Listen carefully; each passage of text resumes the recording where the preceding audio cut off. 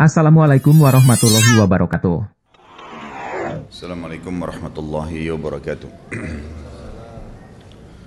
Alhamdulillah, tidak henti-hentinya kita mengucapkan kalimat ini, kehadirat Allah subhanahu wa ta'ala, Tuhan satu-satunya yang tidak ada sekutu baginya, Zat yang maha hidup, maha berdiri sendiri, Zat yang telah menciptakan seluruh yang di langit dan di bumi, dan yang kelihatan dan tidak kelihatan oleh panca indera manusia.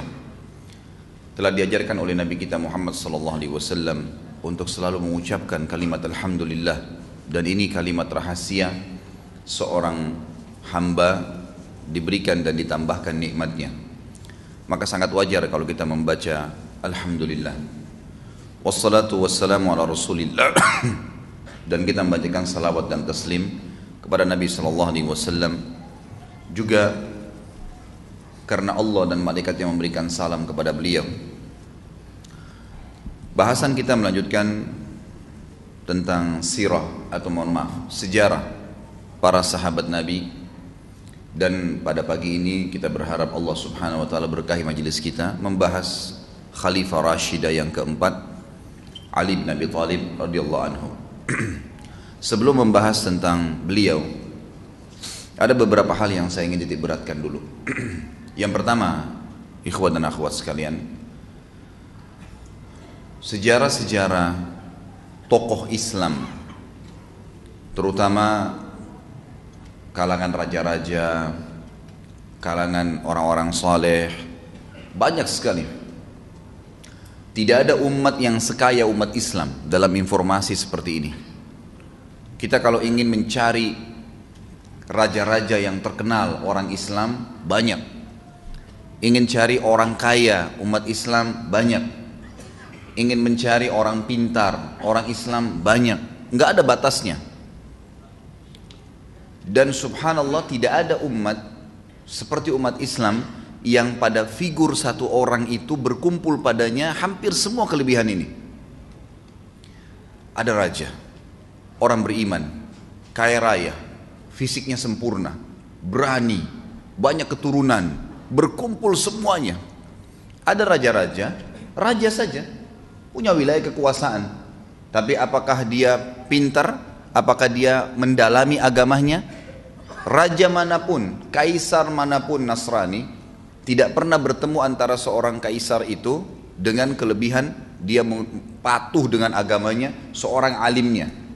Selalu dipisahkan dalam agama mereka antara seorang pemimpin sama orang yang alim.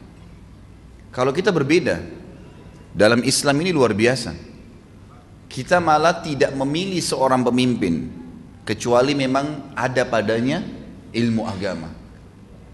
Dan kalau dia sudah paham ilmu agama, dia tahu agama menyuruh dia menjadi orang yang mampu untuk mengeluarkan zakat, disuruh membantu orang-orang, dia akan ada pertanggungjawaban hari kiamat dari perbuatan-perbuatan dia. Baik dia akan dapat balasan surga, buruk dia akan dapat hukuman. Dan kisah-kisah orang-orang yang akan kita sampaikan, yang kita akan sampaikan ini adalah Ali radhiyallahu anhu, dan sebelumnya dari Abu Bakar, Umar, Uthman. Ini orang-orang yang bersatu tadi semuanya. Udah pintar pendidikan agamanya, maksudnya pengetahuan agamanya sangat luas. Kemudian secara fisik mereka juga sempurna. Mereka secara iman tidak bisa ditanggulangi, tidak bisa lagi dibahas karena luar biasanya keyakinannya kepada Allah. Dan mereka raja, gitu kan. Mereka mencapai tingkat yang sering dikejar oleh orang-orang tanpa mereka jadwalkan sebelumnya. Dan subhanallah, begitu menjadi raja karena mereka punya ilmu agama, maka tercapailah prestasi-prestasi yang luar biasa. Telah sampai kepada kita dan sudah saya sampaikan alhamdulillah tentang bagaimana kehidupan Abu Bakar, bagaimana perannya, kiprahnya, bagaimana Umar, bagaimana Uthman, dan hari ini kita masuk ke Ali radhiyallahu anhu. Dan ini yang dikenal dengan Khulafaur Rasyidin. Memang disuruh kita menjadikan mereka sebagai suri tauladan. Maka bagi yang mencari figur kekuasaan raja, dia akan temukan di sini. Yang mencari figur keimanan, kezuhudan, ilmu agama, dia akan temukan nanti di sini. Kalau dia mencari seseorang yang memiliki kekayaan tapi memang dihabiskan di jalan Allah, juga ada di sini. Apa saja, seorang ayah yang berhasil, seorang suami yang berhasil, ada semua pada diri mereka. Maka sangat salah kalau ada orang tidak menjadikan mereka sebagai suri tauladan. Teman-teman sekalian, kita adakan tablik akbar ini bukan seremoni, bukan meramaikan masjid, bukan hanya saling mengajak satu sama yang lain, tapi kita harus mengikhlaskan niat kita dan kita mengambil pelajaran dari orang-orang ini. Abu Bakar, Umar, Uthman dan Ali, betul mereka sahabat Nabi, tapi mereka manusia seperti kita. Mereka punya dua mata, mereka punya dua tangan, mereka punya dua kaki, mereka juga punya waktu 24 jam sebagaimana kita 24 jam. Bukan berarti para sahabat punya waktu 28 jam, lebih 4 jam dari kita, tidak, sama saja. Dan kisah-kisah mereka dijaga oleh Allah Azza wa Jalla dan sampai kepada kita sekarang, itu untuk menjadi ibrah agar kita bisa menjadi seperti mereka.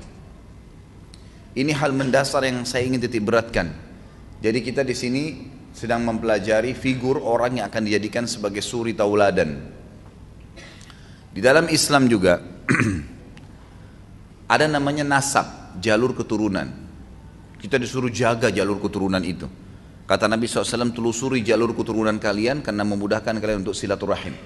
Baik, ini perintah agama kita. Tapi ada satu poin ulama titik beratkan yang perlu difahamin.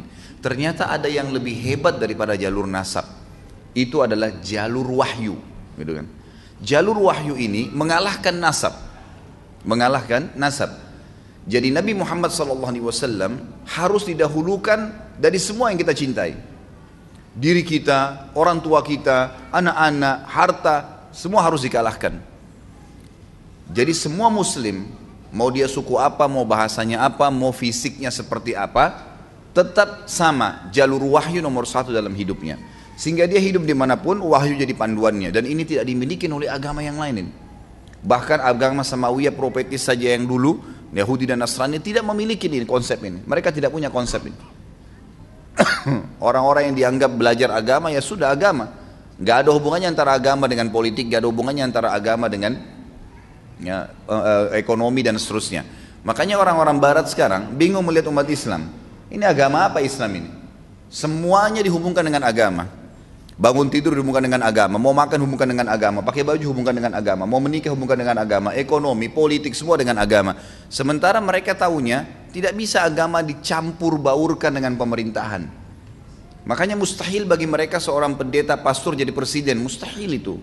Kalau kita terbalik, kita malah titik beratkan seorang alim yang kita sodorkan untuk menjadi pemimpin. Bahkan sampai sekarang para dai-dai kita sepakat, selama bukan orang alim yang kita pilih sebagai pemimpin, maka akan terjadi seperti sekarang.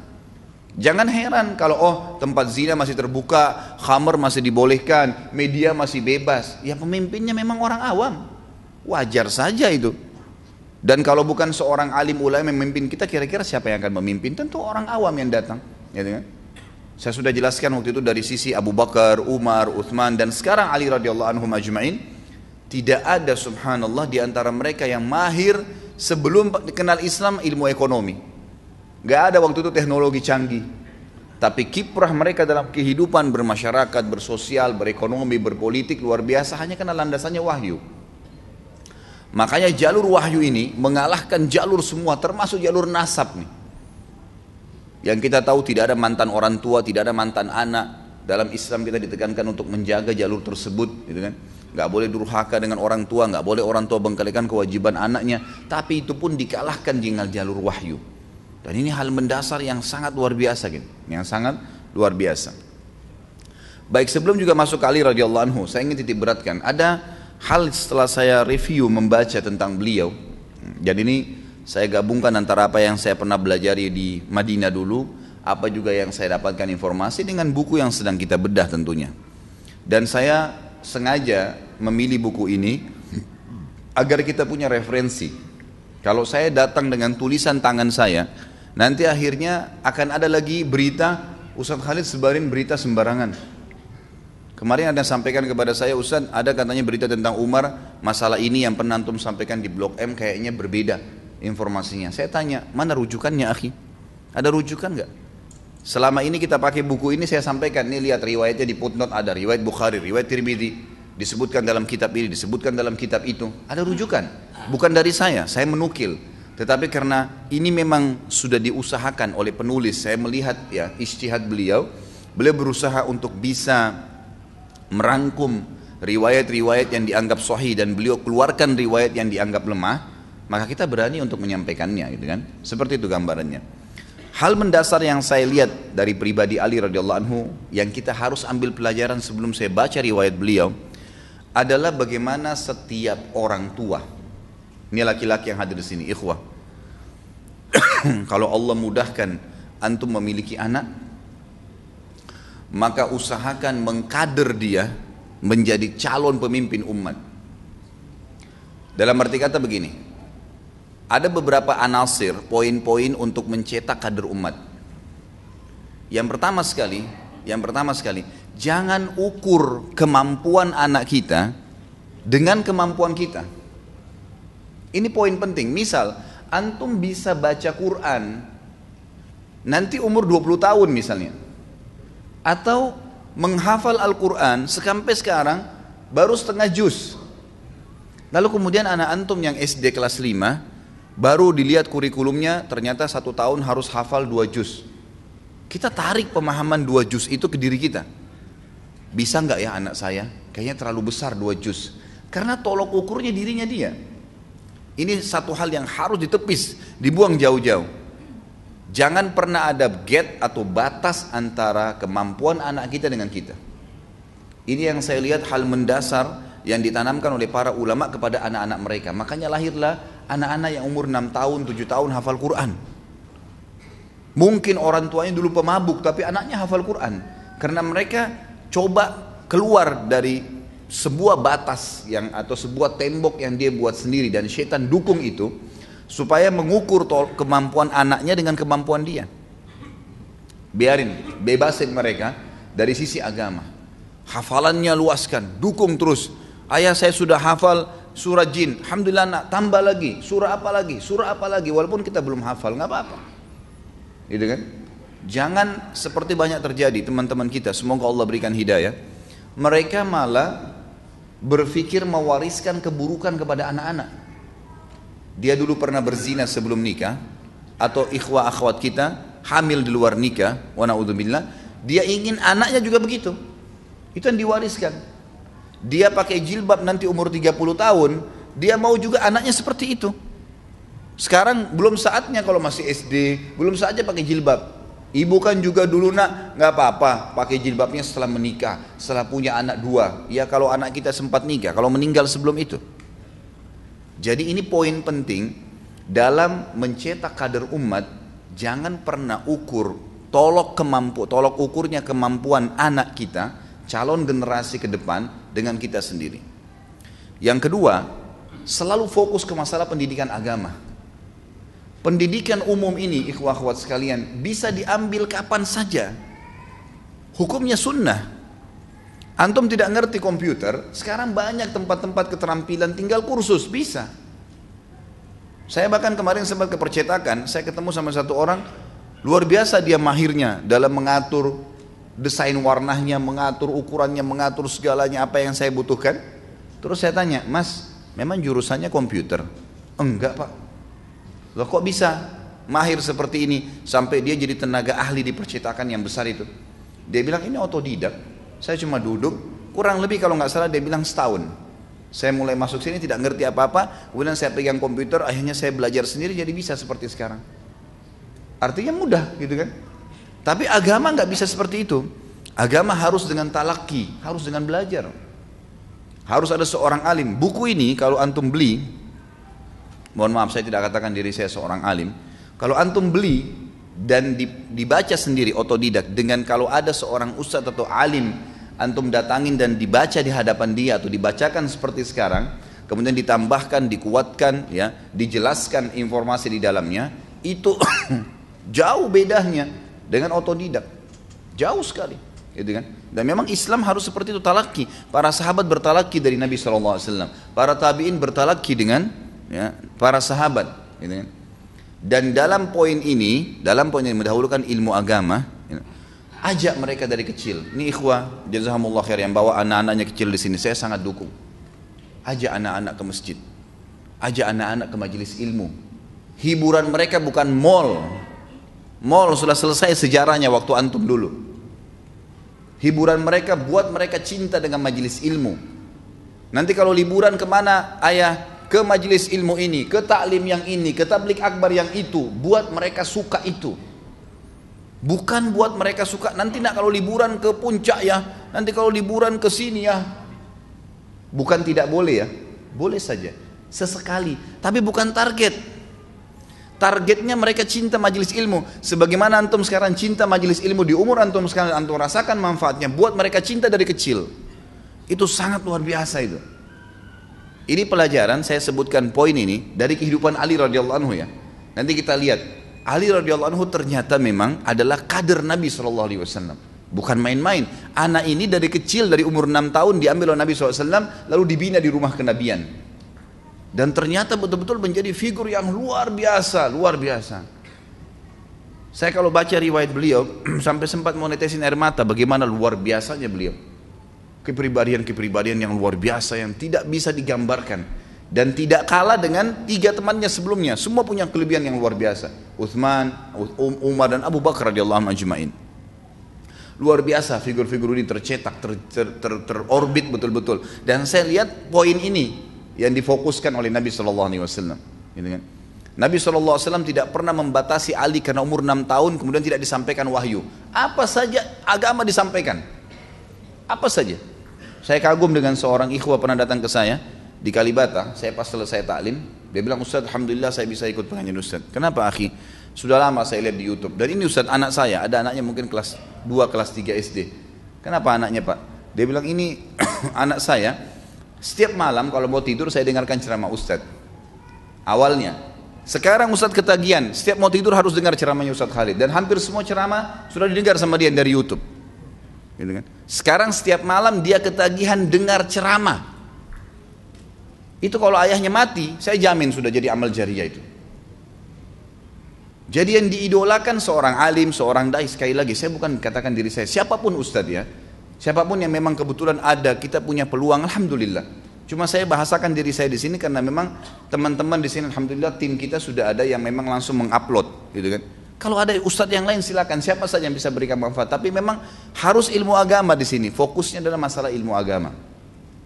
Itu kewajiban. Sementara ilmu lain itu umum. Ilmu lain umum. Yang ketiga, hubungkan antara fasilitas yang diberikan kepada anak-anak itu dengan prestasi. Dengan prestasi. Kalau kamu hafal 5 juz nak, ayah berikan sepeda. Emang begitu? Apa yang dia minta? Ayah minta ini. Baik, syaratnya ya 2 juz Quran. Nih surah ini nak hafalnya. Selalu Quran. Kalau sudah hafal Quran, sekian 10 hadis. Setiap bulan 10 hadis kasih duit, nggak apa-apa. Oh nanti ustaz dia tidak ikhlas. Itu bukan masalah ikhlas atau tidak ikhlas. Tidak ada hubungannya orang keikhlasan dengan terima duit. Kalau seandainya kita mau bicara keikhlasan, maka tidak perlu ada yang berinfak. Sekarang kalau misalnya ada satu orang berinfak di jihad di jalan Allah nih, dia keluarin duitnya, dia berikan kuda, unta semua. Terus orang yang terima, gimana orang yang terima itu? Berarti dia tidak ikhlas karena dia terima dari orang lain. Enggak ada hubungannya. Ikhlas itu bicara masalah hati. Kalau begitu semua dosen nggak boleh terima gaji dong. Nggak ada hubungannya itu. Jadi hubungkan prestasi dia dengan sesuatu, gitu kan? Maksudnya hubungkan fasilitas itu dengan prestasi, ini penting, gitu kan? Jadi berikan support, maka ini penting sekali. Hubungkan dan selalu prestasinya hafal Quran, hafal Quran, hafal Quran. Ya, ikut di majelis ilmu. Kalau ada sesuatu yang positif terus, ada pertanyaan masalah agama terus didukung, seperti itu. Saya melihat di sini bahwasanya Ali radhiyallahu anhu terbentuk, ya, memang sejak dini, karena umur 6 tahun diambil oleh Nabi SAW. Setelah Nabi SAW melihat Abu Talib, pamannya, memiliki anak yang cukup banyak, dan Nabi SAW sudah menikah dengan Khadijah dan punya kemampuan.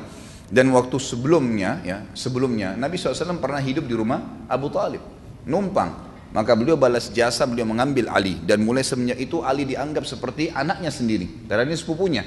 Kemudian Nabi SAW didik betul-betul menjadi kader yang luar biasa, dan kita bisa lihat hasil pendidikan itu dari apa yang kita pelajari nantinya. Saya bilang di sini, mendidik anak sejak dini di atas ilmu dan iman akan melahirkan ulama yang kokoh dan kekar nantinya. Juga pengalaman ilmu yang benar hanya akan melahirkan kebaikan. Kalau dia terbiasa dengan kebaikan-kebaikan ilmu, nanti dia akan terbentuk dengan ilmu itu. Gitu. Nanti kalau terbentuk ilmu itu akan membentuk juga pribadi dia yang sangat kuat serta menjaga atau menjadi tauladan di masyarakat. Ada poin penting lain lagi. Masalah berhubungan mengkader umat ini, kita juga harus tahu ya, kita ini umat terpilih, ikhwah akhwat sekalian. Umat terpilih. Wallahi ikhwah akhwat sekalian, agama yang kita anut ini agama yang paling benar. Inna dina indallahi Islam. Enggak ada yang lain. Agama yang antum anut ini, yang antum sekarang sedang pelajari halal haramnya, yang antum terapkan dalam kehidupan sehari-hari, antum hati-hati dari pelanggarannya dan antum kerjakan yang diperintahkan adalah agama yang paling benar. Allah mengatakan agama di sisi Allah hanya Islam. Dalam ayat lain, a'udzu minasyaitonir rajim, wa may yabtaghi ghairal islami dinan falan yuqbala min wa huwa fil akhirati minal khasirin. Siapa yang coba-coba pilih selain Islam sebagai agamanya tidak akan diterima darinya. Jadi tidak perlu cari ajaran lain.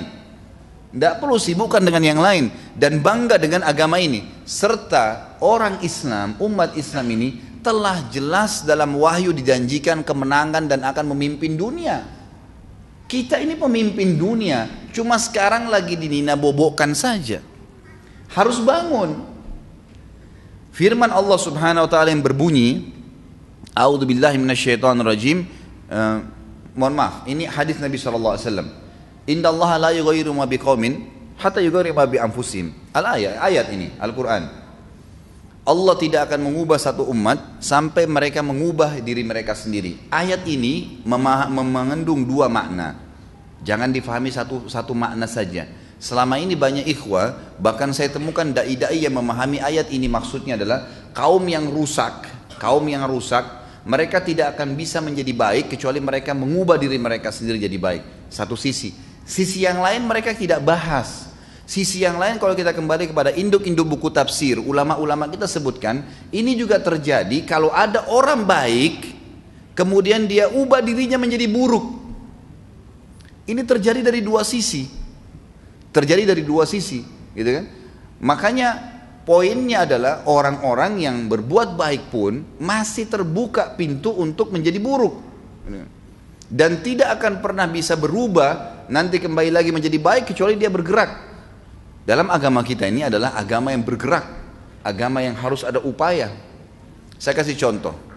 Apa hubungannya ikhwah akhwat sekalian antara tongkatnya Nabi Musa dengan berdirinya air di Laut Merah?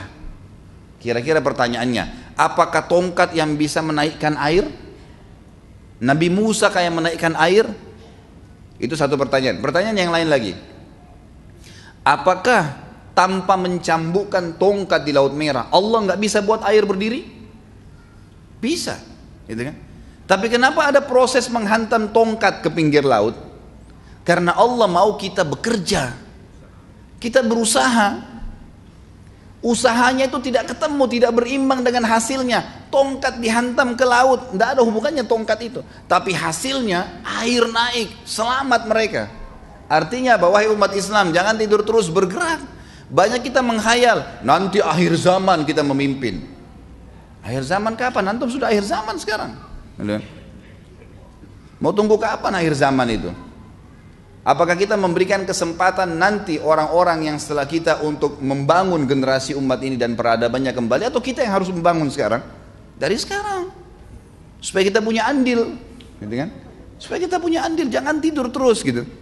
Umat Islam ini umat yang sudah dijanjikan kemenangan, dijanjikan memimpin dunia dan wahyu ini, bukan main-main ini.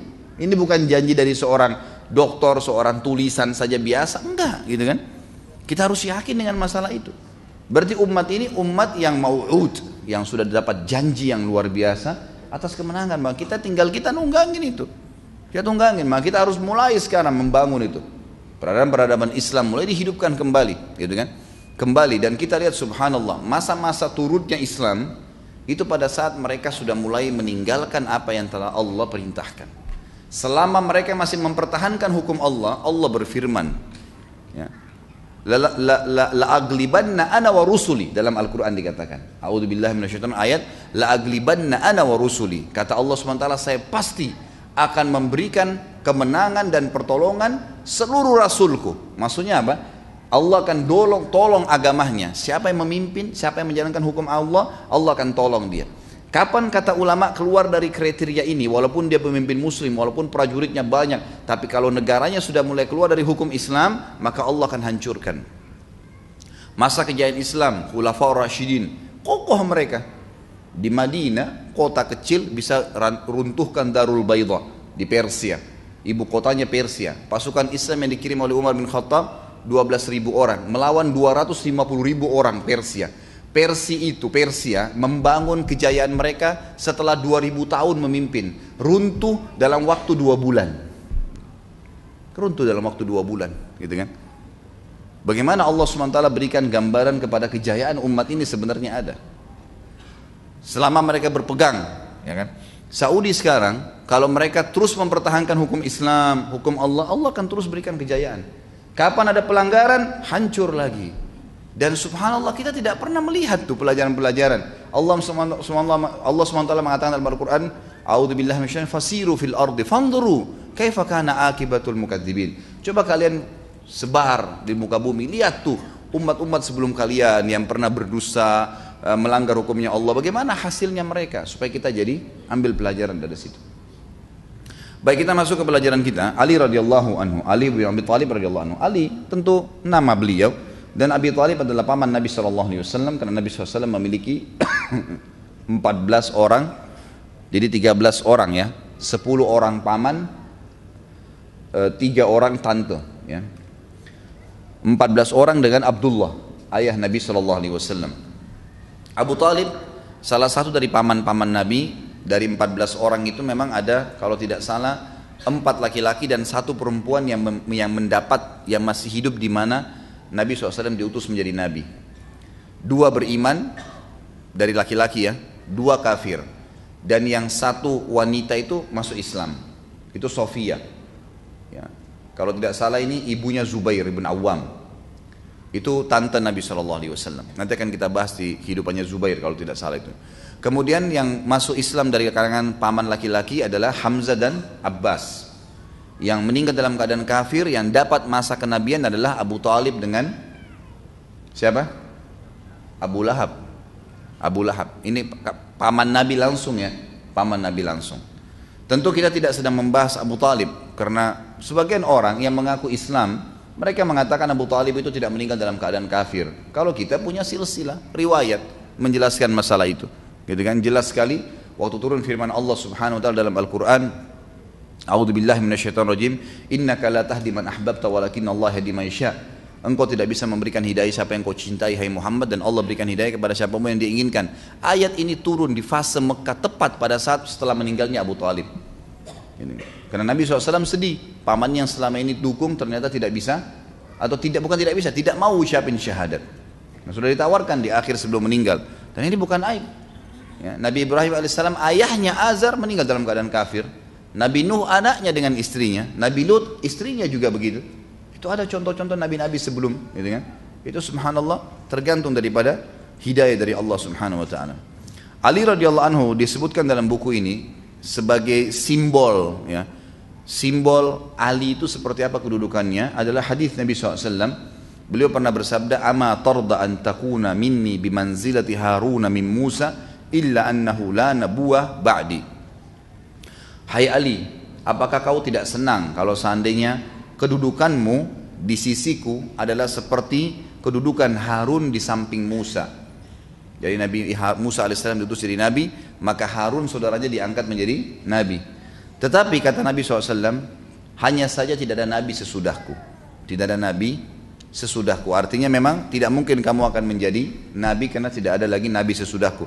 Tapi kedudukannya sangat tinggi di depan Nabi SAW. Terbentuk kejiwaan yang luar biasa dari Ali, keimanan, kesucian, ya, perilaku, tingkah laku, akhlak, semua karena memang dikader dan dicetak oleh Nabi SAW di rumah Nabi SAW. Jadi kata para ulama, kalau kita mau lihat pribadi Nabi SAW lebih jauh lagi, kita bisa lihat juga pribadi Ali. Karena Ali radhiyallahu anhu ini memang lihat besar di rumah Nabi SAW. Para ulama menyebutkan dan disepakati ulama-ulama sirah maksudnya menukil kepada kita bahwasanya di Mekah, fase Mekah, pada saat Nabi SAW menerima perintah tentang sholat malam, ya, disuruh sholat malam, waktu turun 2 surah Muzammil dengan Muddathir, maka Nabi SAW disuruh, Qumil laila illa qalila nisfahu aw inqus minhu qalila, bangunlah sholat malam hai Muhammad, setengahnya atau bahkan kurangin sedikit dari itu. Maka Nabi SAW sering kali bangun sholat malam dan sering kali mengerjakan sholat malam itu di luar Mekah, dan selalu diikuti oleh Ali radhiyallahu anhu. Ali selalu mengikuti beliau pada saat itu. Jadi belum ada orang yang mengerjakan sholat di Mekah kecuali Nabi SAW dan diikuti oleh Ali pada saat itu. Maka sempat satu kali Abu Talib mengikuti keduanya secara diam-diam lalu melihat mereka mengerjakan sholat. Lalu Abu Talib bertanya setelah itu, wahai ponakanku, bertanya kepada Nabi SAW, agama apa yang sedang kamu anut ini? Kata Nabi SAW, pamanku ini adalah agama Allah, agama malaikat-malaikatnya, agama rasul-rasulnya, dan agama bapak kita Ibrahim yang telah memimpin di Mekah. Allah mengutusku dengannya kepada hamba-hambanya. Wahai pamanku, engkau adalah orang yang paling pantas bagiku untuk memberikan nasihat, atau aku berikan nasihat kepadanya, mengajaknya kepada hidayah. Engkau lah yang paling pantas untuk menjawab seruanku dan mendukung atasku. Maka Abu Talib berkata, keponakanku, aku tidak kuasa meninggalkan agama nenek moyangku dan apa yang mereka lakukan selama ini, tapi tidak akan ada apapun yang tidak kamu sukai yang akan menimpamu selama aku masih hidup. Lalu Ali bin Abi Thalib pada saat itu sebagai putra, ya, dihadapkan, atau Abu Talib menghadap ke putranya sambil berkata, anakku, agama yang engkau ikuti ini agama apa? Lalu Ali menjawab dengan umur yang masih kecil, anakku, aku beriman kepada Allah dan kepada Rasulnya, aku mempercayai apa yang dibawa oleh Muhammad, aku sholat bersamanya karena Allah dan aku mengikutinya. Maka Abu Talib berkata akhirnya, dia tidak akan mengajakmu kecuali kepada kebaikan, maka ikutilah dia terus, jangan berpisah dengannya. Ini disebutkan dalam Sirah Ibnu Hisham dengan sanad yang sahih tentang masalah, ya, terjadinya dialog tersebut antara Abu Talib dengan anaknya juga dengan Nabi SAW. Ada beberapa gelar yang disebutkan oleh Nabi SAW kepada Ali radhiyallahu anhu. Ya. Ali radhiyallahu anhu mendapat gelar yang disebutkan oleh Nabi SAW. Yang pertama adalah gelar syahid, artinya dia akan mati syahid. Disebutkan di dalam sebuah riwayat, dan riwayat ini riwayatkan oleh Imam Muslim nomor 2417 dan Imam Tirmidzi 3696. Waktu Nabi SAW berada di bukit, ya, yang ada gua Hiranya, gunung, maksudnya Gunung Nur, ya, Jabal Nur biasa orang bilang. Pada saat itu Nabi SAW pernah berjalan ke sana, kemudian bersama Abu Bakar, Umar, Uthman, Ali, Talha dan Zubair di fase Mekah. Tiba-tiba ada sebuah batu goncang. Tiba-tiba ada sebuah batu di dekat mereka, besar goncang. Maka kata Nabi SAW sambil menunjuk batu itu, ihda fama alaika illa nabiyyun aw siddiqun aw syahid. Tenanglah, karena di atas gunung ini, di dekatmu hai batu, tidak ada yang lain kecuali seorang nabi, seorang siddiq Abu Bakar, dan yang lainnya orang-orang yang akan mati syahid. Di sini maksudnya adalah Umar, Uthman, Ali, Talha, Zubair, dan subhanallah lima-limanya mati syahid. Sebagaimana sabda Nabi SAW. Jadi ini julukan atau gerakan gelar pertama yang Nabi SAW sampaikan, berita gembira kepada Ali semasa dia masih kecil di Mekah, ya, karena memang Ali beda jauh umurnya dengan Abu Bakar, dengan Umar, gitu kan. Dia masih anak-anak sekali. Nabi SAW dengan Abu Bakar sama Umar bedanya cuma 2 tahun, 3 tahun, gitu kan. Tapi kalau Ali beda jauh sekali. Ya, Nabi SAW diutus menjadi Nabi, sementara Ali itu masih kecil sekali. Kemudian juga Nabi SAW telah memberikan gelar, atau ya, gelar sebenarnya di sini disebutkan gelar, ya, gelar kealiman. Dia akan menjadi seorang alimnya kaum muslimin. Sebagaimana sabda beliau disebutkan oleh Imam Ahmad di jilid 1 nomor 88 hadisnya, dan Imam Nasai juga menyebutkan dalam Khasais dan Al-Adawi mengatakan sahih dengan kumpulan jalan periwayatnya. Kata Nabi SAW kepada Ali, idhab fa inna Allah ta'ala sayuthabbitu lisanaka wa yahdi qalbak. Nanti riwayatnya lebih lengkap setelah ini, karena ada penjelasan nanti. Jadi satu waktu pernah Ali radhiyallahu anhu diutus ke Yaman, kemudian untuk menjadi dai. Lalu Ali berkata, ya Rasulullah, saya lebih muda dari mereka, bagaimana bisa saya menggurui mereka? Lalu kata Nabi SAW, pergilah, karena sesungguhnya Allah akan meneguhkan lisanmu dan membimbing hatimu. Artinya kau akan mendapatkan ilmu dari Allah Subhanahu Wa Taala yang kau akan bisa membimbing mereka. Penulis ini mengatakan ini juga termasuk gelar Nabi SAW. Dia akan menjadi seorang alim. Dia akan menjadi seorang alimnya ulama, alimnya sahabat. Yang ketiga, dapat jaminan surga. Sebagaimana sabda Nabi SAW disebutkan oleh Imam Ahmad dan disahihkan oleh Syekh Albani di silsilah hadis sahih atau sahihul jami' nomor 50. Yang kata Nabi SAW, Abu Bakar fil jannah, wa Umar fil jannah, wa Uthman fil jannah, wa Ali fil jannah, wa Talhatun fil jannah, wa Zubair fil jannah, wa Abdurrahman bin Auf fil jannah, wa Sa'd bin Abi Waqqas fil jannah, wa Sa'id bin Zaid fil jannah, wa Abu Ubaid bin Jarrah fil jannah. Ini 10 orang yang masuk surga. Abu Bakar pasti masuk surga, Umar dijamin masuk surga, Uthman dijamin masuk surga, Ali dijamin masuk surga, Talha dijamin masuk surga, Zubair dijamin masuk surga, Abdurrahman bin Auf dijamin masuk surga, Sa'ad bin Abi Waqqas dijamin masuk surga, Sa'id bin Zaid dijamin masuk surga, dan Abu Ubaidah bin Jarrah dijamin masuk surga. Saksi bahasan kita ada di sini Ali, salah satu dari 10 orang yang dijamin masuk surga. Yang keempat,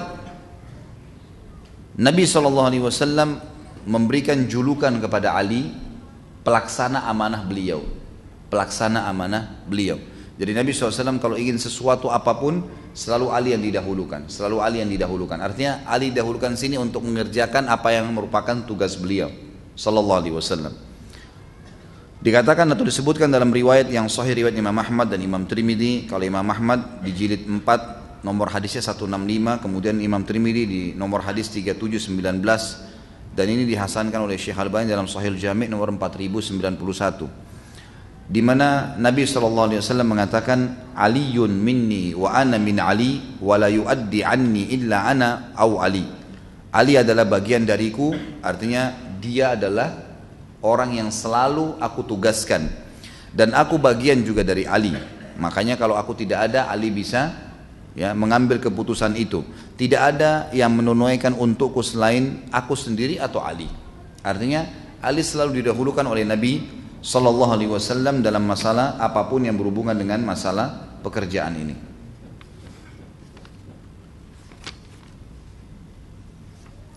Selanjutnya adalah ada sedikit juga berhubungan dengan masalah kepercayaan Nabi SAW. Tadi doa Nabi SAW agar dia menjadi alim. Ada riwayat ditambahkan di sini. Pada saat Abu Talib meninggal dunia, di dalam riwayat yang disebutkan oleh Imam Ahmad juga dan Abu Ya'la dalam musnadnya, serta Al-Adawi mengatakan hasan hadis ini atau riwayat ini. Waktu Abu Talib meninggal, maka Ali pun menghadap kepada Nabi SAW lalu berkata, pamanmu yang sepuh sudah meninggal. Lalu Nabi SAW bersabda, kuburkanlah dia, kemudian jangan melakukan apapun sampai engkau datang kepadaku. Kuburkan saja selesai, jangan mengucapkan apapun, datang kepadaku. Ali berkata, maka aku pun menguburkan dan aku datangi Nabi SAW. Lalu beliau bersabda, mandilah dan jangan engkau melakukan apapun sebelum engkau datang kepadaku setelah mandi. Maka Ali berkata, lalu aku pun mandi, kemudian aku datang kepadanya. Lalu Ali berkata, lalu beliau berdoa untukku dengan doa-doa yang menggembirakanku, melebihi kegembiraanku mendapatkan unta-unta merah atau unta-unta hitam. Yang dimaksud dari riwayat sini adalah, dikatakan dalam riwayat ini, perawi berkata, setelah itu jika Ali bin Abi Thalib memandikan jenazah maka dia selalu mandi sesudahnya. Dari hadis ini diambil pelajaran oleh para ulama fikih, dikatakan dianjurkan dan disunnahkan kalau seseorang memandikan jenazah dia mandi juga. Dia mandi setelah memandikan jenazah. Allahu a'lam hikmahnya apa, tapi begitu. Dan Ali tidak pernah meninggalkan perilaku ini karena Nabi SAW yang menyuruh dia mandi setelah memandikan jenazah ayahnya. Tapi yang jadi saksi bahasan adalah ada doa Nabi SAW untuk Ali di sini, dan tidak disebutkan lafaz-lafaznya seperti apa, tapi penulis menulisnya atau menukir riwayat ini. Kemudian kelebihan Ali radhiyallahu anhu, fadailnya masuk juga sebenarnya tadi ya. Kalau mau lebih tepat kita ganti istilah gelar tadi dengan fadilahnya, gitu kan? Manaqib, ya, kelebihan Ali radhiyallahu anhu. Tadi saya sudah sebutkan ada poin pertama tentang dapatnya gelar syahid. Kemudian yang kedua menjadi alim dengan doa Nabi SAW. Kemudian yang ketiga jaminan surga baginya. Yang keempat kepercayaan Nabi SAW dalam menjalankan semua amanah. Yang kelima doa Nabi SAW kepadanya pada saat dia sudah menguburkan ayahnya Abu Talib. Dan doa ini sebagian ulama hadis mengatakan adalah doa agar Ali bisa menjadi pemimpin suatu waktu. Dan itu berhasil dan terjadi. Yang keenam, mencintai Ali radhiyallahu anhu dimasukkan oleh Nabi SAW bagian daripada iman. Dari Dzir rahimahullah seorang tabi'in berkata, ini dulu tangan kanannya Ali. Ali berkata radhiyallahu anhu, dan riwayat ini dinukil riwayat Imam Muslim nomor 78 dan Tirmidzi 3736. Ali pernah khutbah di atas mimbar, kemudian dia mengeluarkan dari sabuk pedangnya sebuah kulit unta yang di dalamnya ada kulit yang terdiri dari tulisan dan gigi-gigi unta. Allahu a'lam maksudnya apa, tapi yang jelas mungkin zaman dulu orang begitu ya. Kemungkinan gigi unta itu dulu dipakai untuk menulis, selain bulu hewan, bulu burung gitu kan, yang dipakai nulis tinta. Biasanya juga gigi hewan itu ditelupkan di tinta kemudian dipakai nulis. Makanya biasanya zaman dulu, kalau kita sekarang kertas sama pulpen, zaman dulu itu kulit binatang dengan tintanya pulpennya itu adalah bulu burung atau gigi-gigi unta ini. Lalu Ali berkata, "Walladzi falakal habbata wa bara'an nasama wa innahu la ahdun nabiyyul ummiyul sallallahu alaihi wasallam ilayya alla yuhibbani illa mu'min wa la yubghiduni illa munafiq." Demi zat yang menumbuhkan biji-bijian dan menghidupkan manusia, ini adalah pesan Nabi SAW kepadaku, tidak mencintaiku kecuali orang mukmin dan tidak membenciku kecuali orang munafik. Ada orang bilang, baik kalau begitu orang-orang Syiah juga mencintai Ali. Bahkan mungkin dari bahasa mereka, kesannya mereka mencintai Ali melebihi ahli sunnah. Kalau saya pribadi mengatakan tidak benar. Ahli sunnah mencintai Ali radhiyallahu anhu jauh daripada orang Syiah. Karena memang dasarnya pendirian agama Syiah oleh Abdullah bin Saba, orang Yahudi ini, memang tujuannya bukan untuk mencintai Ali, hanya untuk membuat fitnah di tengah-tengah kaum muslimin. Makanya ada nanti kasus Karbala, terbunuhnya Husain, di mana ahli sunnah mengatakan Husain radhiyallahu anhu mati syahid dan yang membunuhnya zalim. Termasuk ada seorang yang bernama Ubaidillah, waktu itu adalah gubernur yang ada di Irak, di wilayah Kufah, yang dia dulu termasuk dalam kelompok Syiatu Ali, yang diberikan julukan Syiatu Ali, gitu kan? Artinya pendukungnya Ali, yang aslinya diambil istilah Syiah di situ. Dialah yang mengeluarkan keputusan agar Husain ditawan, dan akhirnya karena Husain tidak mau ditawan, maka mereka paksa untuk membunuhnya. Kalau betul-betul orang Syiah mencintai Ali radhiyallahu anhu, maka pasti mereka akan memposisikan Ali sebagaimana Nabi SAW memposisikannya. Ini enggak. Kalau antum belum tahu ya, ini pengakuan sebagian orang Syiah. Mereka tahu, dan ini dalam buku-buku mereka ada, buku-buku induknya ada. Mereka menganggap guntur itu adalah suara Ari yang sedang mengamuk. Halilintar, petir itu cambukannya Ali. Dan beragam macam hal.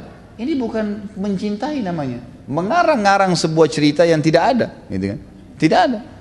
Dengarkan nanti bagaimana cara ahli sunnah mencintai Ali. Seperti yang kita lakukan ini. Menukil apa yang benar tentang beliau, lalu dijadikan sebagai pedoman hidup. Itu cinta yang sebenarnya. Bukan mengarang-arang sesuatu yang tidak benar. Kan gitu. Kalau seseorang mencintai orang lain, maka tentu kalau benar, dia benarkan. Kalau salah, dia ingatkan. Kan gitu. Itu bentuk cinta. Kalau ada orang yang berteman sama antum, kemudian semuanya dianggap benar perilaku kita walaupun salah, itu tidak cinta namanya, bohong itu. Nggak benar itu. Kita lihat misalnya orang-orang Syiah yang mengatakan atau mengagungkan Husain radhiyallahu anhu, yang kita anggap memang syahid, membunuhnya adalah zalim, tapi kalau kita tidak berani mencap orang itu kafir, gitu kan? Karena memang mencap orang kafir itu ada hukum sendiri. Mereka tidak mengagungkan tidak mengagungkan Ali lebih daripada Husain, Husain lebih daripada Ali. Kalau mereka memang mencintai Nabi SAW, yang mengatakan yang mencintai Ali adalah bagian daripada iman Nabi SAW, artinya Nabi harus lebih dicintai. Posisinya sekarang tidak seperti itu. Bahkan lahir di kelompok Syiah namanya Syiah Gulat. Cirinya kalau mereka mau salam, mereka tepuk paha mereka sambil mengatakan Khanal Amin, Khanal Amin, telah berkhianat Jibril. Mestinya wahyu turun kepada Ali bukan kepada Muhammad sallallahu alaihi wasallam. Ini ngawur ini. Ini sudah di mana pemahamannya gitu? Jauh sekali. Nah, saya ingin titik beratkan di sini bagaimana ahli sunnah mencintai Ali yang sebenarnya. Kita lihat sekarang poin demi poin, kita akan jelaskan bagaimana ahli sunnah menukil dengan fair, dengan apa adanya riwayat kebaikan-kebaikan Ali radhiyallahu anhu, dan kita selalu bertaraddi mengatakan radhiyallahu anhu dan juga kepada seluruh sahabat tidak terkecuali, dan kita mengambil hal-hal yang sangat positif dari mereka untuk kita jadikan sebagai suri tauladan. Nabi SAW ini juga masuk dalam kelebihan yang ketujuh ya. Tadi mencintai Ali itu adalah bagian daripada iman. Kelebihan yang ketujuh ditungkil oleh penulis di sini adalah bagaimana Nabi SAW mendidik Ali secara langsung, dan ini sering kali terjadi hampir di setiap lini kehidupan Ali radhiyallahu anhu, dan semua sahabat tidak seperti ini. Sahabat kadang-kadang momen-momen tertentu, karena Ali tinggal di rumah Nabi SAW sebelum menikah, dan setelah menikah pun menikahnya dengan Fatimah, anak Nabi SAW, maka otomatis interaksinya akan sering. Dinukil oleh penulis riwayat Bukhari nomor 3705 dan Imam Muslim 2727 dan Imam Ahmad di nomor 136. Pernah Fatimah datang kepada Nabi SAW pada saat ada beberapa budak harta rampasan perang, lalu berkata, ya Rasulullah, lihatlah tanganku sampai sakit seperti ini, kemudian karena aku mencuci pakaian Ali dan Hasan Husain serta mengurus rumah, Ali pun sibuk punya kegiatan-kegiatan, bolehkah anda menghadiahkan kepada saya satu orang budak saja yang membantu saya di rumah? Nabi SAW waktu itu mendiamkan, dan Aisyah pun dan Fatimah pun pulang ke rumahnya.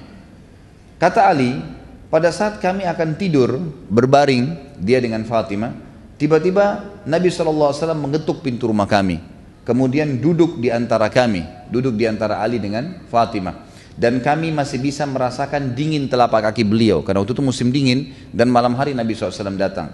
Kemudian berkata ya, pada saat itu, ala uallimukuma khairan mimma sa'altumani idza akhadtuma madaji'ahuma tukabbirani arba'an wa thalathin wa tusabbihani thalathan wa thalathin wa tahmadani thalathan wa thalathin fa huwa khairun lakuma min khadim.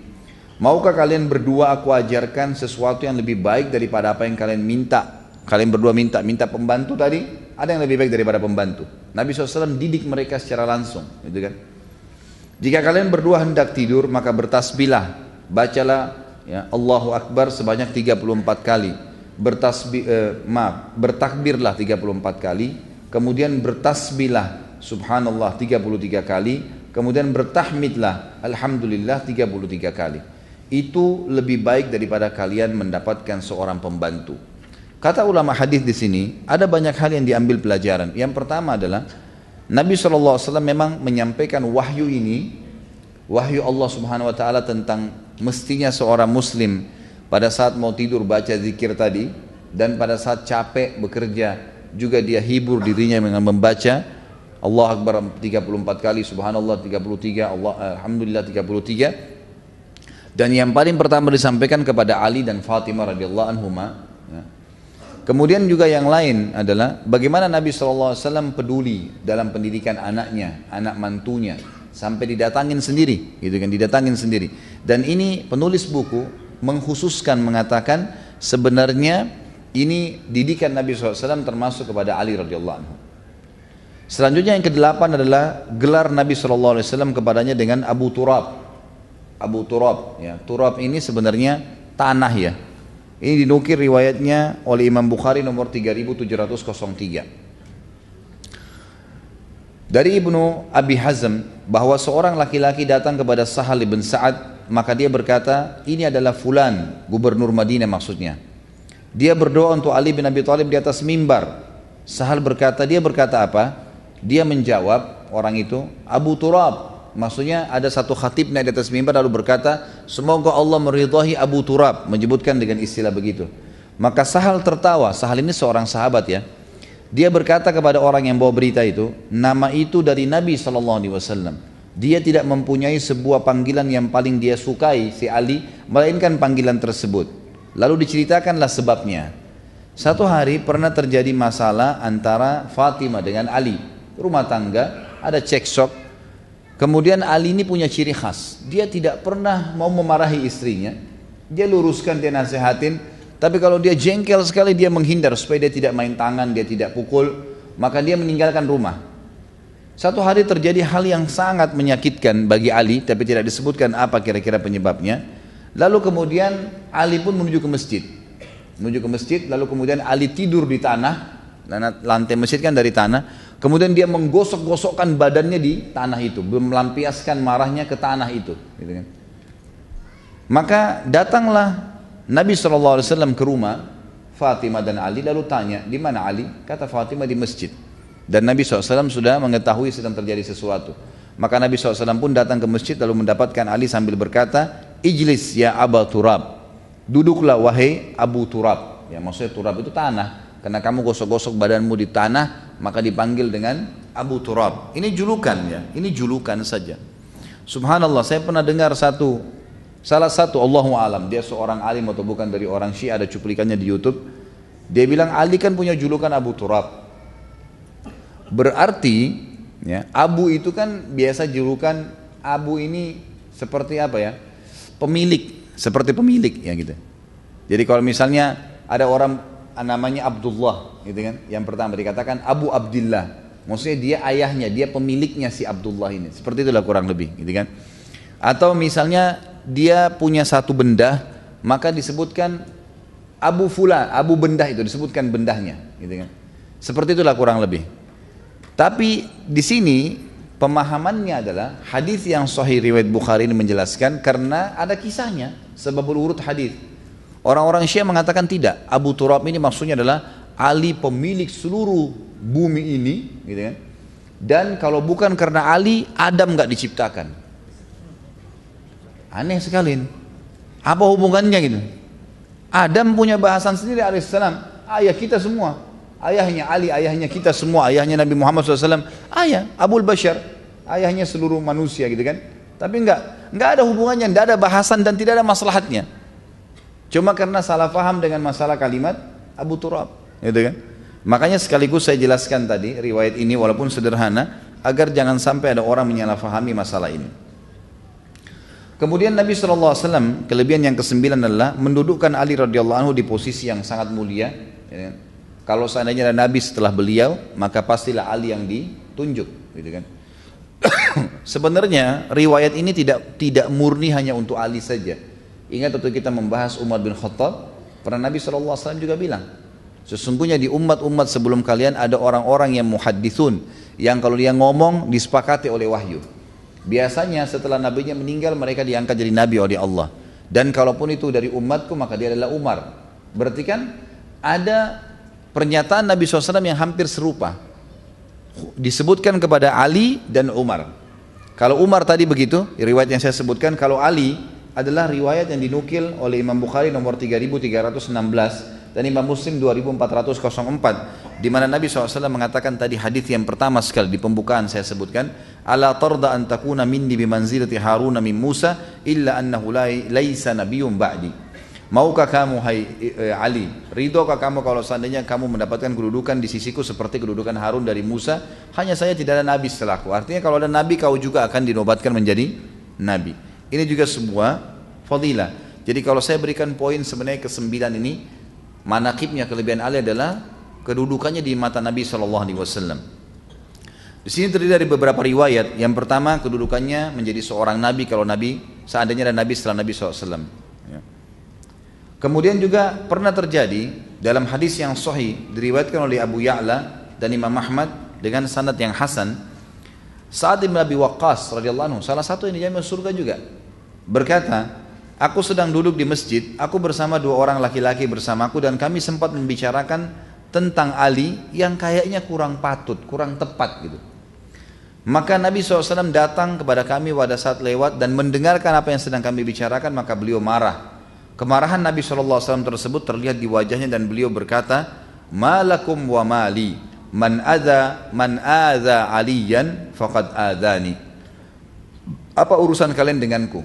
Kemungkinan kata ulama hadis adalah orang-orang ini sedang membicarakan tentang pernikahan Ali dengan Fatimah. Kenapa kok Ali yang diterima lamarannya? Karena waktu itu Fatimah sempat dilamar oleh beberapa orang sahabat, tapi Nabi SAW memilih Ali. Poin itu yang sedang dibahasakan, sedang dibicarakan. Makanya Nabi SAW mengatakan, waktu itu kan Nabi yang nikahkan. Maka Nabi mengatakan, apa urusannya kalian dengan keputusanku? Barang siapa yang menyakiti Ali, berarti dia telah menyakitiku. Artinya Ali sekarang sudah jadi anak mantuku. Kalau ada yang bilang memprotes kenapa saya nikahkan Fatimah sama Ali, berarti seakan-akan menyakiti aku, menyakiti Ali juga. Nggak ada gunanya, untuk apa? Gitu kan? Jadi ini memahami makna hadis seperti itu. Kalau ada yang selain daripada ini maknanya Allahu alam, tapi ini yang saya ketahui. Kemudian yang ketiga riwayatnya, tentu masih poin 9 ya. Kedudukan Ali di sisi Nabi SAW, pertama dianggap sebagai Nabi kalau Nabi SAW meninggal, kalau ada Nabi. Kemudian yang tentu tidak ada ya, tidak ada Nabi di sini. Yang kedua, Nabi SAW pernah marah ke beberapa sahabat dan mengatakan siapa yang menyakiti Ali berarti menyakiti saya. Karena keputusan Nabi SAW menikahkan Ali dengan Fatimah. Tapi intinya Nabi marah kenapa menyakiti Ali, sama juga dengan menyakiti dia. Yang ketiga riwayat Abu Bakar radhiyallahu anhu, sahabat Nabi yang mulia yang masyhur, yang sudah kita pernah bahas kehidupannya beliau. Riwayat ini dinukil oleh Imam Ahmad dengan sanad yang hasan. Maaf, sanad dengan hadis sanad yang sahih. Kalau yang pegang buku bisa dilihat di halaman 349. Abu Bakar berkata bahwasanya Nabi SAW pernah mengutusku, Abu Bakar diutus untuk membawa surat yang isinya berlepas diri dari orang-orang musyrik Mekah. Yang isinya begini, setelah tahun ini orang-orang musyrik tidak boleh lagi mengerjakan haji, orang-orang telanjang tidak boleh lagi tawaf di Ka'bah, dan tidak masuk surga kecuali jiwa yang beriman. Orang-orang musyrik manapun yang memiliki perjanjian sampai waktu tertentu antara dia dengan Nabi SAW, maka perjanjian itu hanya berlaku untuk waktu tersebut. Allah dan Rasulnya berlepas diri dari orang-orang musyrikin. Abu Bakar berangkat menuju ke Mekah membawa, dan ini biasanya kalau Nabi SAW tugasin sebuah tugas seperti ini berarti memang orang pilihannya Ali. Nabi SAW tunjuk Abu Bakar, bawa ini dan bacain kepada penduduk Mekah. Setelah 3 hari perjalanan, artinya sudah mendekati Mekah, tiba-tiba saja Ali menyusul. Nabi SAW menyuruh Ali menyusul Abu Bakar, dan Ali sempat menemukan Abu Bakar sebelum masuk ke Mekah. Lalu Ali pun memberikan surat lain kepada Abu Bakar, yang surat tersebut berisi, wahai Abu Bakar, serahkanlah suratku kepada Ali dan biarkan dia yang membaca itu ke penduduk Mekah. Ringkas cerita, Abu Bakar pun memberikan surat tersebut, lalu kemudian Ali membacakan. Setelah itu orang-orang Mekah tahu keputusan Nabi SAW, lalu keduanya pulang ke Madinah. Waktu tiba di Madinah, Abu Bakar langsung menangis di hadapan Nabi SAW. Kita tahu Abu Bakar adalah orang yang baka, yang suka sekali menangis, dan beliau pekah sekali. Beliau mengatakan, ya Rasulullah, apakah ada sesuatu yang salah dariku? Kenapa kok aku tadi yang engkau utus, kemudian engkau gantikan dengan Ali, padahal aku sudah tiba di Mekah, tinggal dibacain saja. Aku merasa itu sebuah tugas yang mulia. Lalu kata Nabi SAW, ma hadatha fika illa khair. Tidak ada apa-apa ya Abu Bakar, kamu selalu baik saja di mata saya, nggak ada yang salah. Tapi kata Nabi, walakin umirtu alla yuballighahu illa ana au rajulun minni. Tetapi saya ingin agar surat tersebut dibaca oleh aku atau seseorang yang memang ya khusus dari aku. Maksudnya adalah Ali di sini radhiyallahu anhu. Karena memang sudah kita katakan sebelumnya, seringkali tugas Nabi SAW selalu ditunjuk Ali yang menggantikan. Dalam beberapa hal yang sifatnya kegiatan sehari-hari ya, kegiatan sehari-hari. Ini riwayat menjelaskan masalah tersebut. Kemudian juga riwayat yang lain, riwayat yang keempat, menyebutkan tentang kedudukan Ali di mata Nabi SAW. Satu waktu Nabi SAW, untuk kisah yang panjang saya ringkaskan, dan riwayat ini dinukil oleh Imam Bukhari nomor 4251 dan juga Imam Tirmidzi meriwayatkan dengan ringkas. Bahwasanya pernah Nabi SAW menuju ke Mekah. Dari Al-Bara berkata radhiyallahu anhu, ia berkata ketika Nabi SAW menunaikan umrah di bulan Zulqa'dah, orang-orang Mekah tidak mengizinkan beliau masuki Mekah sampai Nabi SAW sepakat untuk kembali dan akan masuk tahun depan dan tidak tinggal di sana selama 3 hari. Dan tinggal di sana maksudnya di Mekah selama 3 hari. Ketika mereka menulis perjanjian, mereka menulis inilah yang disepakati, yang disetujui oleh Muhammad Rasulullah. Mereka mengatakan kami tidak setuju dan kami tidak mengakui kamu sebagai Nabi. Maka Nabi SAW pun mengatakan kepada penulis waktu itu Ali, berkata, wahai Ali, hapuslah dan tulislah Muhammad bin Abdullah. Kata Ali radhiyallahu anhu, ya Rasulullah, saya tidak ingin menghapus nama anda selamanya. Lalu Nabi SAW mengatakan, hapuslah. Maka dihapuslah tulisan tersebut. Ringkas cerita, waktu mereka mau meninggalkan Mekah, ini yang jadi saksi bahasan, datanglah salah satu anak, ya, Hamzah. Jadi Hamzah radhiyallahu anhu ternyata waktu masuk Islam, khilaf di antara hadis sejarah tentang istrinya masih hidup atau tidak. Tapi kemungkinan ada riwayat yang menjelaskan kalaupun hidup memang tidak beriman. Hamzah, Abdurrahman bin Auf, banyak sahabat-sahabat yang memang istrinya nggak ikut beriman, gitu kan. Anak-anaknya juga ditahan di Mekah. Cerita ini ternyata ada satu anaknya Hamzah yang masih kecil waktu itu, di bawah 10 tahun, waktu melihat Nabi SAW sedang menuju dekat Mekah dan dilihat dari jauh, dia berteriak mengatakan paman, paman. Dia panggil Nabi SAW. Sebenarnya bukan paman ya, sepupunya, tapi anaknya tidak mengerti. Jadi rupanya dia tahu itu adalah kerabat si anak ini. Maka dia mengatakan paman, paman gitu. Lalu Nabi SAW berkata kepada orang-orang yang di sekitarnya, waktu itu kebetulan ada Ali, ada Ja'far saudaranya Ali, ya, yang meninggal di perang Mu'tah, gitu kan, radhiyallahu anhu majma'in, dengan Zaid bin Haritha. Zaid bin Haritha anak angkat Nabi SAW. Kata Nabi SAW, angkatlah keponakan kalian itu. Gitu kan. Maka Ali, Ja'far dan Zaid berebut ingin menggendong anaknya Hamzah. Gitu kan. Ingin menggendong anaknya Hamzah. Maka Ali berkata, dia adalah sepupuku dan aku yang lebih dulu tadi untuk menggendongnya. Lalu Ja'far berkata, dia juga sepupuku dan aku menikahi tantenya, karena Ja'far menikahi, ya, saudaranya, bukan saudaranya, sepupunya Hamzah, gitu kan. Jadi menikahlah dengan dekat satu sama yang lain. Kemudian Zaid berkata, dia ponakanku karena aku anak angkatnya Nabi. Berarti aku lebih berhak. Mereka saling berebut karena Nabi kan tadi perintahkan gendonglah anak ini, gitu kan. Maka mereka berebut, mereka anggap itu sebuah fadilah. Disitulah keluar hadis Nabi SAW. Kebetulan waktu itu anak ini sedang dipegang oleh tantenya perempuan, yang kemungkinan kata ahli hadis tantenya ini yang menceritakan kepada si anak, itu sana kerabat ayahmu, gitu. Maka anak ini pun mengejar Nabi SAW. Maka pada saat itu kata Nabi SAW, keluarlah hadis yang masyhur, riwayat Imam Bukhari tadi sudah saya jelaskan, al-khalatu bimanzilatil saudara kandungnya ibu itu pengganti ibu. Dan ini ada hukum sendiri dalam masalah ini, ya. Kalau ibu antum meninggal, maka yang menggantikan posisi ibu adalah saudara kandungnya. Itu wajib kita bakti dengan mereka. Jadi kalau di kedudukan dalam bakti, kalau orang tua kita meninggal, nomor 1 pengganti ibu adalah saudarinya ibu, saudarinya ibu, bukan saudaranya, ya. Biasa dikenal dalam bahasa Arab dengan khalah. Kemudian datang setelah saudarinya ibu, saudara kandungnya ayah, paman. Silang, ya. Saudarinya ibu, posisi yang setelahnya saudara kandungnya ayah, paman. Kemudian datang setelah itu saudaranya ibu laki-laki, baru datang saudarinya ayah perempuan. Jadi ini posisi yang ulama mengatakan pengganti orang tua pada saat meninggal, yang lebih pantas untuk dibakti. Kata Nabi SAW, al-khalatu bimanzilatil tante, saudarinya, ibunya anak ini lebih pantas untuk memeliharanya. Kalian boleh menggendongnya tapi bukan membawanya ke Madinah. Lalu waqala li Aliyun, lalu Nabi SAW berkata kepada Ali, anta minni wa ana minka. Saya bagian dari kamu, kamu bagian dari saya. Artinya kamu nggak usah pikir bawa anak ini atau tidak, tetap aja kamu akan hidup bersama saya. Waqala li Ja'far, dan Nabi SAW berkata kepada Ja'far, saudaranya Ali, ashbahta khalqi wa khuluqi.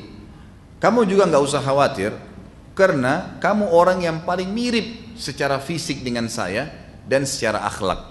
Artinya gak usah berebut tentang anak ini, kamu juga punya kedudukan sendiri. Wa qala li Zaidin, dan beliau berkata sallallahu alaihi wasallam kepada Zaid bin Haritha, anak angkat Nabi, anta akhuna wa maulana, kamu saudara kami dan kamu adalah maulana. Maula ini istilah budak yang dibebaskan, gitu kan. Wa qala Aliyun ala tatazawwaj binta Hamzah, wahai Rasulullah, Ali berkata, tidakkah anda menikahi anaknya Hamzah? Ternyata ada anak Hamzah perempuan yang sudah dewasa. Kata Ali, tidakkah anda nikahi anaknya Hamzah yang perempuan ini? Bukan yang baik, bukan yang kecil tadi ya, ada yang lain, gitu kan. Qala innaha ibnatu akhi minar radha'ah, sesungguhnya dia adalah ya, anak keponakanku dari susuan. Tapi saksi bahasan kita adalah bagaimana Nabi SAW mengatakan pada Ali, anta minni wa ana minka. Ada riwayat yang lain menunjukkan kedudukan Ali radhiyallahu anhu di mata Nabi SAW, dan itu subhanallah dinukil oleh Muawiyah bin Abi Sufyan. Ini keadilan ahli sunnah wal jamaah, kita mengangkat semua riwayat dan tidak ada yang kita benci. Muawiyah radhiyallahu anhu seorang sahabat yang mulia, dan juga ini masih sepupu Nabi SAW karena ayahnya Abu Sufyan. Ketemu tetap sama-sama di Quraisy, gitu kan. Banyak orang kadang-kadang tidak faham masalah ini ya. Akhirnya mereka menganggap membenci sebagian dan mengkafirkan sebagian, gitu kan. Ini tidak benar, atau mencintai sebagian saja mereka. Muawiyah radhiyallahu anhu, pada saat terjadi perselisihan yang kita sebutkan tentang perang Siffin di tahun 37 Hijriah di bulan Safar, Sa'ad bin Waqqas radhiyallahu anhu berkata kepada Muawiyah, mengapa engkau tidak mencela Abu Turab? Jadi ada cerita, sekaligus saya sampaikan sekarang. Salah satu kasus terbesar di kehidupannya Ali di zaman khilafahnya beliau adalah terjadinya perang Siffin. Siffin ini perang, Siffin sebuah lokasi di negeri Syam, di wilayah Syam. Waktu Uthman bin Affan terbunuh, dan sudah kita jelaskan di akhir hidup beliau terbunuh, di depan rumahnya Uthman radhiyallahu anhu, dan yang banyak masuk di dalam rumahnya Uthman itu jumlahnya orangnya, sebagian ahli sejarah mengatakan kalau bukan puluhan ratusan. Dan tidak ditahu siapa yang membunuh Uthman secara khusus langsung, karena pada saat Uthman ada yang tusuk, yang lain pada ikutin nusuk-nusuk semuanya. Jadi tidak jelas siapa. Tapi yang jelas yang membunuh Uthman adalah pengikutnya Abdullah bin Saba. Siapa Abdullah bin Saba? Pendiri pemahaman Syiah. Semua buku sejarah ahli sunnah menjelaskan dengan riwayat yang sahih, pembunuh-pembunuhnya Uthman adalah pengikutnya Abdullah bin Saba. Nanti juga yang membunuh Ali pengikutnya Abdullah bin Saba. Ya, ini semua orang-orang yang sudah jelas tersebar fitnah, gitu kan? Dan perlu diambil pelajaran teman-teman sekalian. Abdullah bin Saba adalah orang Yahudi yang pura-pura masuk Islam. Dan kita punya lebih dari beberapa riwayat yang menjelaskan banyaknya orang Yahudi yang menyelip di tengah-tengah umat Islam untuk membuat kekacauan. Bukan sekarang ya, dari dulu. Bukan mustahil sekarang juga begitu. Banyak mereka menggunakan nama-nama Islam. Kalau antum belum pernah dengar, pernah ada dua orang Yahudi di zaman keemasan Mesir dulu, khilafah Mamalik namanya ya. Waktu Mongolia masuk, sehingga akhirnya banyak membantu umat Islam, rubuhnya dinasti Abbasiyah. Nanti kan ada kerajaan besar Islam namanya Mamalik berdiri di Mesir. Itu yang sempat membenteng ya suku Mongolia, akhirnya berhenti fitnah mereka, gitu kan. Di situ pada masa itu pernah terjadi ada dua orang Yahudi pura-pura masuk Islam dan tinggal di Madinah. Kisah nyata terjadi. Mereka dua orang ini dahinya hitam. Kalau sholat di saf pertama, paling rajin baca Quran dan paling suka bantu orang. Itu cirinya. Subhanallah, salah satu Raja Mamalik ini mimpi melihat Nabi SAW dalam mimpi dan cuma mengucapkan tolong saya, kalimat itu saja. Maka raja ini pun segera ke Madinah, besoknya berangkat mengumpulkan masyarakatnya, ada apa dengan kalian? Kok saya mimpi Nabi SAW bilang tolong saya? Apa yang saya akan tolong Nabi? Apakah kalian penduduk Madinah ini punya masalah karena kalian adalah tetangga Nabi SAW? Ada sesuatu? Kumpulkan keluarga-keluarga Nabi yang ada. Ada masalah dengan kalian? Gak ada. Pasti gak ada masalah? Gak ada masalah. Baik, ada gak penduduk Madinah yang belum ikut sama kalian? Kata mereka ada 2 orang yang belum ikut. Dan itu orang yang paling terbaik di antara kami. Ini orang Yahudi ternyata. Lalu si raja ini bilang, pada satu saya tidak ingat namanya ya, tapi raja ini, riwayat ini masyhur. Raja ini kemudian pergi ke rumahnya 2 orang itu. Lalu duduk ngobrol, tidak ada sesuatu yang mencurigakan. Subhanallah, sebelum keluar dari rumahnya orang yang dianggap tadi orang alim, dahinya hitam, suka membantu kalau sholat di saat pertama, orang Madinah semua tahu ini orang terbaik kami. Kata si raja ini, saya tiba-tiba melihat ada sebuah karpet permadani di tanah, dan saya tiba-tiba ingin sekali karpet itu. Lalu kemudian saya pun bilang, saya ingin karpet itu.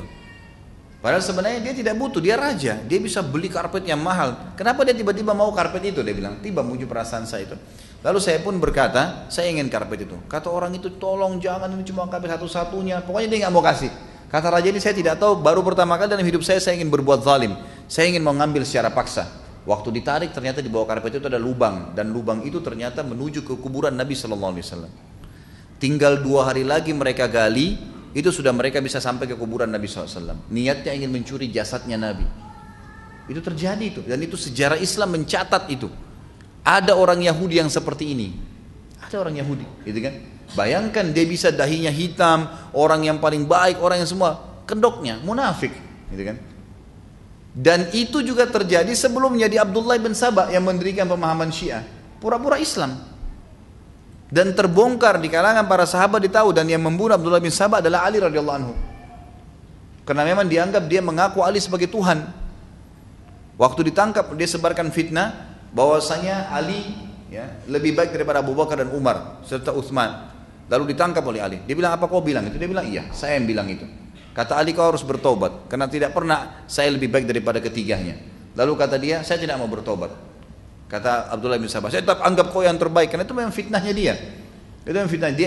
Dia tahu dengan menyebarkan fitnah, dengan seperti ini Ali adalah turunan Nabi, keluarga Nabi, dengan menggunakan nama keluarga Nabi, orang akan fanatik nantinya, dan muncul betul pemahaman itu kan.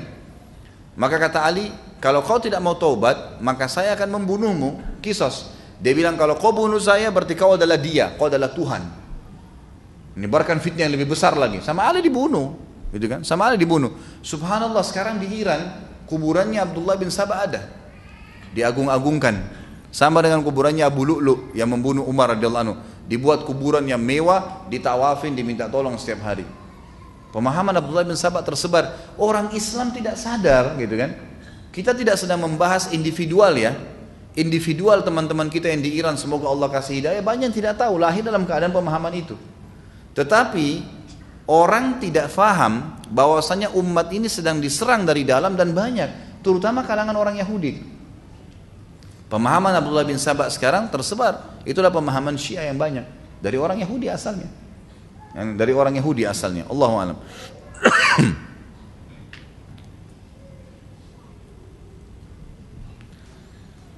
Muawiyah radhiyallahu anhu pada saat itu waktu Utsman terbunuh, dia keluar dari negeri Syam, dari wilayah dia, karena dia gubernur. Dia minta agar Ali radhiyallahu anhu sebelum dipilih jadi khalifah, tolong tangkap dulu pembunuhnya Utsman. Ini fitnah besar terjadi. Jangan biarin ini terjadi. Setelah Utsman pembunuhnya ditangkap, kami akan baiat. Ini yang disepakati Ahlussunnah wal Jamaah, disebutkan dalam hampir semua buku-buku sejarah kita, hampir semua buku-buku hadis kita menukil riwayat ini. Mengatakan bahwasanya Muawiyah waktu itu tidak ingin memerangi Ali. Lalu kemudian Ali pun keluar ke negeri Syam, niatnya untuk berdiskusi dan berdialog dengan Muawiyah, dan itu jelas dalam suratnya Ali yang mengatakan, wahai Muawiyah, kau baiat dulu aku. Setelah itu kita cari pembunuhnya Utsman, karena kalau tidak ada pembaiatan bahaya. Nggak ada khalifah, susah untuk menangkap siapa pembunuhnya. Pembunuhnya banyak ini, pembunuhnya banyak, gitu kan. Akhirnya kedua belah pihak sepakatlah dengan itu. Dari pihak Muawiyah ada Amr bin As, sahabat Nabi juga jadi perantaranya, dan dari pihak Ali juga ada orang-orang yang diutus oleh Ali radhiyallahu anhu untuk berbicara dan dialog. Setelah mereka sepakat, dan mereka sepakat setelah dibaiat Ali resmi, maka barulah pembunuhnya Utsman ditangkap. Pembunuh-pembunuh Utsman ini tahu bahwasanya ini akan, kalau terjadi kesepakatan, akan terbunuh mereka. Dan nanti akan saya jelaskan, sebelumnya ada perang Jamal, nanti akan ada perang Jamal, kita akan bahas insya Allah. Maka Sebelumnya juga sama, mereka buat kekacauan. Pengikutnya Abdullah bin Sabah ini memang mengacaukan di dalam. Mereka pada saat Ali sama Muawiyah sudah mau sepakat, maka mereka pagi hari membuat pasukan menyerang, melempar anak panah ke kemahnya Ali, dan di kemahnya Ali juga dilempar panah ke kemahnya Muawiyah. Padahal ini kelompok ini saja. Akhirnya keduanya berperang. Dan pada saat sudah banyak korban, Muawiyah pun sama Ali sepakat untuk memberhentikan secara total, tidak boleh peperangan. Dan Muawiyah mengatakan, kalau begitu Ali silakan kau pimpin khilafah, dan saya tidak mau lagi bermasalah dengan ini. Silakan kamu ambil Ali, termasuk membunuhnya Utsman bin Affan. Seperti itu gambarannya. Itu yang sebenarnya terjadi pada saat perang Siffin. Waktu ya Ali masih sementara dialog dengan Muawiyah, sempat saat Ibn Abu Waqqas datang, sahabat Nabi yang nanti masuk surga, berkata kepada Muawiyah, mendatangi, wahai Muawiyah, kenapa kau tidak mencela Abu Turab? Kenapa kau tidak bilang Muawiyah itu, Ali itu salah, Ali itu begini, kenapa kau tidak celah dia? Dan ini pemahaman yang real, riwayat yang sebenarnya.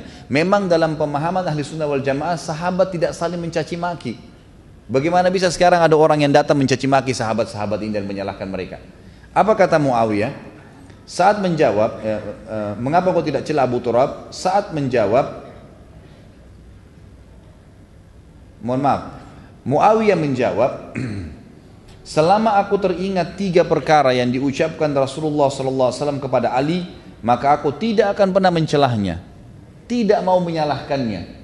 Hanya saja aku ingin menuntut haknya sepupuku, karena Muawiyah sama Utsman sepupu, ibu sama ibunya saudara, gitu kan.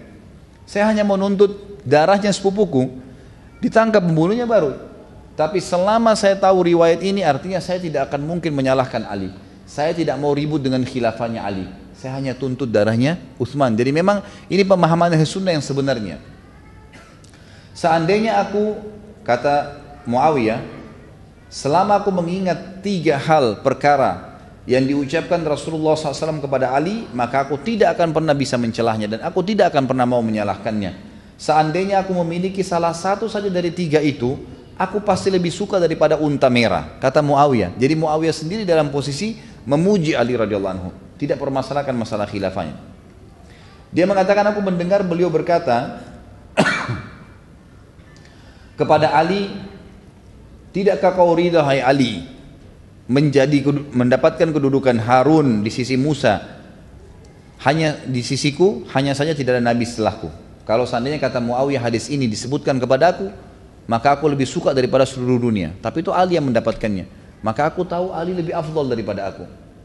Yang kedua, aku mendengarkan Nabi SAW juga bersabda di perang Khaybar. Nanti kita jelaskan di kancah peperangan Ali, la utiyanna rayata rajulan yuhibbullaha wa rasulah wa yuhibbullahu wa rasuluh, qala fatatawalna laha faqala ud'u li aliyan. Nanti akan riwayat panjangnya ya. Aku menyerahkan panji kepada seseorang besok. Jadi setelah mengepung Khaybar selama 43 hari dan belum menembus Khaybar, maka Nabi SAW mengatakan, aku akan memberikan panji kepada seorang laki-laki yang mencintai Allah dan Rasulnya, dan Allah dan Rasulnya juga mencintainya. Maka keesokan paginya Nabi SAW memanggil Ali, dan ini sebuah fadilah. Muawiyah mengakui itu. Yang ketiga adalah ketika turunnya firman Allah Ali Imran ayat 61, a'udzubillahi minasyaitonirrajim, faqul ta'alu nad'u abna'ana wa abna'akum, al-ayah. Katakanlah hai Muhammad, waktu Nabi SAW disuruh bermubahala namanya, mengajak ahli kitab, orang-orang Yahudi yang ada di Madinah, ayo kita mubahala. Mubahala itu tanding, bukan tanding sebenarnya ya. Jadi saling ngadu argumen. Ayo kita bermubahala, kita berkata, ya Allah, siapa yang benar berikanlah dukungan, siapa yang salah turunkan azabmu dari langit. Dan mubahala ini diperintahkan oleh Allah SWT kepada Nabi SAW untuk mengajak keluarganya duduk, dia, istrinya, anaknya, gitu kan. Kemudian siapapun orang-orang pendeta Yahudi yang mengaku dirinya benar, duduk juga dengan istrinya, anaknya, ya kan. Kemudian mereka bermubahala, minta kepada Allah siapa yang salah dihukum dari langit. Tapi itu orang Yahudi tidak berani, mereka tahu Nabi SAW benar, gitu kan. Kata Muawiyah, waktu turun firman Allah tentang masalah mubahala ini, maka Rasulullah SAW memanggil Ali, Fatimah, Hasan dan Husain, gitu kan. Lalu beliau bersabda, Allahumma haulai ahli, ya Allah, mereka ini bagian dari keluargaku. Tapi di sini ada Ali radhiyallahu anhu, posisinya Ali radhiyallahu anhu. Jadi ini beberapa riwayat yang menunjukkan kedudukan Ali di mata Nabi SAW. Poin yang ke-10 kelebihan Ali adalah Ali radhiyallahu anhu berkorban untuk Nabi SAW. Dan kita sudah tahu kisahnya waktu Nabi SAW akan hijrah ke Madinah. Ya, tentu di sini cukup panjang kisahnya, tapi saya akan ringkaskan. Nabi SAW waktu mau hijrah ke Madinah dan orang-orang Quraisy sepakat untuk membunuh Nabi SAW dengan mengambil setiap suku satu orang anak muda yang terkuat, lalu mereka mengurumuni Nabi SAW dan bersama-sama menusukkan pedang mereka ke Nabi SAW ya, dalam satu kali pukulan, sehingga suku Nabi SAW tidak bisa memerangi semua suku-suku anak muda itu. Waktu itu Nabi SAW menyuruh ya, Ali radhiyallahu anhu untuk tidur di ranjangnya dan menggunakan selimut Nabi SAW dan menutup seluruh tubuhnya. Artinya apa di sini? Pengorbanan, ya, pengorbanan. Kalau Ali cuma tidur di ranjangnya tidak pakai selimut, kan orang Quraisy bisa tahu, oh ini Ali. Tapi enggak, memang sengaja dibuat seperti dia Nabi. Waktu Nabi SAW pergi, ringkas cerita, maka orang-orang Quraisy pun masuk ya, ke tempat tidur tersebut. Untungnya dengan hikmah Allah SWT mereka tidak langsung menghantamkan pedangnya. Mereka mengetahui selimut Nabi SAW, mereka mengetahui tempat tidur Nabi SAW. Waktu itu mereka membuka selimut tersebut dan mereka kaget menemukan empat tersebut. Dan Ali berkata, segala puji bagi Allah yang telah membuat amanah ini aku jalankan. Jadi ini termasuk masalah kezuhudan. Beliau tidak ambil sedikit pun dari harta itu. Disebutkan dalam riwayat yang lain, pada saat beliau memimpin, beliau sempat memindahkan kepemimpinan dari Madinah ke Kufah. Khilafahnya beliau di Kufah, di Irak. Dan di Kufah telah dibangun oleh masyarakat Kufah istana yang besar untuk beliau. Pada saat beliau melihat istana tersebut dengan singgasananya, Ali cuma disuruh masuk untuk jadi raja saja di situ, gitu kan. Maka Ali pun berkata pada saat itu, istana kesombongan, aku tidak akan pernah tinggal di tempat seperti ini. Lalu Ali lari seperti dikejar oleh hewan buas dari istana itu maksudnya. Jadi Ali nggak mau, dia tetap tinggal di rumahnya saja. Ali radhiyallahu anhu dikatakan juga bentuk kezuhudannya adalah beliau menggunakan jubah yang dibeli di pasar dengan harga 3 dirham. Dia mengendarai keledai dan dia berkata, biarkanlah aku menghinakan dunia ini dan jangan gantikan aku dengan yang lainnya. Imam Ahmad bin Hanbal berkata, khilafah tidak bisa berimbang dengan Ali. Sebaliknya, Ali juga tidak bisa berimbang dengan khilafah. Artinya Ali terlalu mulia untuk menjadi seorang khalifah. Kalau ada tingkatan di atas khalifah, maka tentu dia lebih pantas. Sufyanus Tsauri rahimahullah berkata, Ali tidak membangun sebuah bata, tidak pula kayu di atas sebuah bata, sekalipun biji-bijiannya didatangkan dari Madinah dalam sebuah kantong. Artinya Ali tidak pernah bangun rumah selain rumah yang dia miliki dari tanah liat, tidak pernah dari kayu ataupun dari batu, tidak pernah. Dan beliau tidak pernah minta pesan secara khusus, bolong datangkan dari Madinah biji-bijian ini, kurma ini, saya pengen makan, tidak pernah. Apa yang ada tuh dimakan sama dia. Juga disebutkan yang lain, Ali berkeliling di pasar-pasar sambil membawa tongkat, dan dia selalu berkata kepada orang-orang yang dilewatin, bertakwa